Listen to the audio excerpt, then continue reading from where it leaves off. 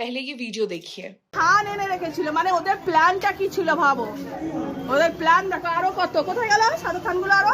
नीले बॉर्डर की सफेद साड़ी पहनने वाली ममता बनर्जी भले ही 80 सीटों पर निपट गई हों, लेकिन इस वीडियो में जो सफेद साड़ियां आपने देखी वो इस बात का प्रतीक थी कि अगर आपने भाजपा का समर्थन किया तो आपका सिंदूर उजाड़ दिया जाएगा। केवल सफेद साड़ी ही नहीं बल्कि अर्थी पर बिछाने वाली चादर, अगरबत्ती और फूल भी हैं। यानी संदेश है कि आप विधवा होने वाली हैं, ये सामान रख लीजिए। रिपोर्ट्स के अनुसार ये साड़ियां टीएमसी के एक ऑफिस से मिली थी, वो भी थोक में। शायद कई परिवारों को धमकाने की योजना रही होगी।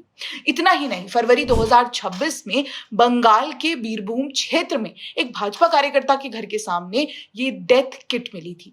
दोस्तों, ये सिर्फ एक कार्यकर्ता या फिर एक इंसान को डराना नहीं था, बल्कि ये संदेश विपक्षी दलों के कार्यकर्ताओं के लिए और पूरे समाज के लिए होता था।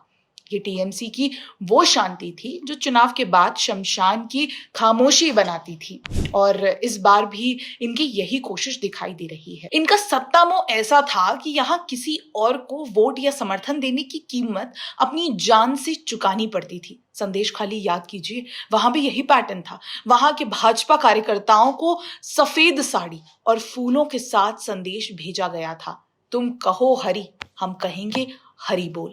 लोकतंत्र की आड़ में ये दल गुंडा तंत्र चला रहे थे। इनके भाईपो अभिषेक बनर्जी अप्रैल 2026 के ईस्ट वर्धमान में एक रैली में कहते हैं, हरि हरि बोल बहिरागतদের खाटे तोल बोले विदाय दोबो। भाजपा कार्यकर्ताओं की गर्दन तोड़ो, इनके हाथ पैर तोड़ो, इनका हरि बोल कर दो। हरि बोल ये शब्द हिंदू संस्कारों में अक्सर अंतिम संस्कार के वक्त बोले जाते हैं, लेकिन ये हिंसा बंगाल के लिए नई नहीं थी। टीएमसी ने ये मॉडल सीपीआईएम से सीखा था।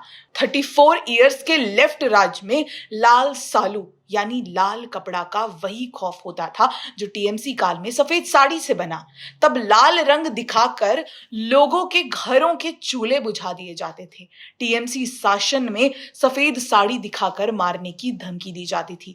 टीएमसी हो या लेफ्ट, दोनों का मकसद एक ही था, डर के दम पर सत्ता बनाए रखना। लेकिन 2026 के नतीजों ने दिखा दिया है कि डर की भी एक एक्सपायरी डेट होती है। वैसे 80 सीटों पर निपटने के बाद भी शायद ये जनता की भावनाओं को समझ नहीं पाए हैं, इसलिए अब तक हिंसा की खबरें आ रही हैं। शायद ये स्वीकार नहीं कर पा रहे कि ये सत्ता से बाहर हैं, लेकिन समझना तो पड़ेगा, क्योंकि जनता का यही जनादेश है कि डर की सत्ता अब नहीं चलेगी, सफेद साड़ी की राजनीति नहीं चलेगी।